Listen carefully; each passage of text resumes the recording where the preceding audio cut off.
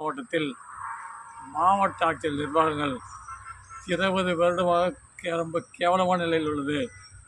போலி பட்டாக்கள் உற்பத்தி செய்வது, பட்டாக்கள் மாற்றித் தருவது, ரகசியமாக குத்தகை விடுவது, ரகசியமாக கோப்புகளை நகர்த்தி இடத்தை மாற்றித் தருவது, இந்த வேலைகள் நடைபெறுவது பல கோடி ரூபாய் கைமாறுகிறது.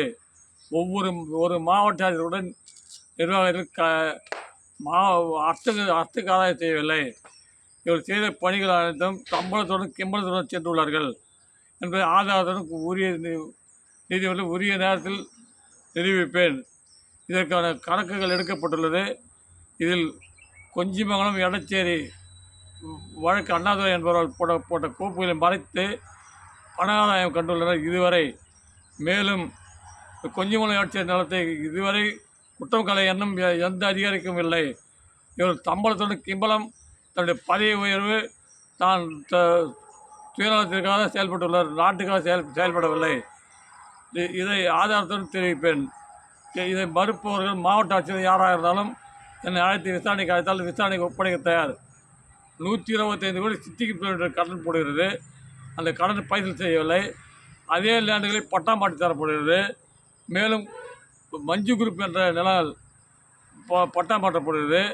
இதை மாவட்ட ஆட்சியர் தலைமையில் செயல்படும் குழு இதுவரை எந்தவித முன்னேற்றம் நடவடிக்கைகளை 3 முறை புகார் பெற்றும் 3 மாவட்ட ஆட்சியர்கள் மாற்றப்பட்டும் எந்தவித முன்னேற்றங்களும் மேலும் மேலும் அதில் குற்றங்கள் நடந்துவிட்டது. இன்றைய அதிமுக உறவு உள்ள காரணத்தால் அந்த மஞ்சு குரூப் இதுவரை செயல்படுகிறது. மேலும் அதில் பல ஊழல்களும் மறைந்துள்ளது. அதை கூடிய விரைவில் வீசி தட்டுவேன். மற்றும்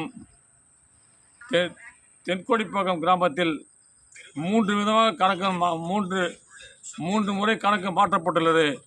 இதற்கு காரணம் அதிமுக காலத்தில் காரணம் டிவி சண்முகம் பத்திரப்பதிவுத்துறை வந்த பிறகு ஒரு முறை, அதற்கு முன் ஒரு முறை, அதற்கு முன் இருந்த 1947 ஒரு கணக்குகள், அந்த கணக்குகளை தூக்கி குப்பை தொட்டியில் போட்டுவிட்டு வருடம் ஜமாபந்தி முடித்தது என்று இவர்கள் வருவாய்த்துறை அதிகாரிகள் கையெழுத்திட்டுள்ளனர்.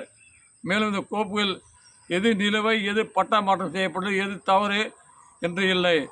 பஞ்சமி தனம், பூமி தனம், பட்டா மாற்றக்கூடாது என்று 2014 உத்தரவு நீதிமன்ற உத்தரவு பட்டா மாற்றி தரப்பட்டுள்ளது. இன்றைய வரை விற்பனையும் செய்யப்பட்டது. பதிவுத்துறையும் சேர்ந்து காவல்துறை, பதிவுத்துறை மற்றும் மாவட்ட ஆட்சியர் நிர்வாகம் கூட்டாக செயல்பட்டு பல கோடிகளை இழப்பீடு ஏற்படுத்தியுள்ளது அரசாங்கத்திற்கு. இதை உரிய நேரத்தில் உரிய நீதிமன்றத்தில் விளக்குவேன். முடியுமா?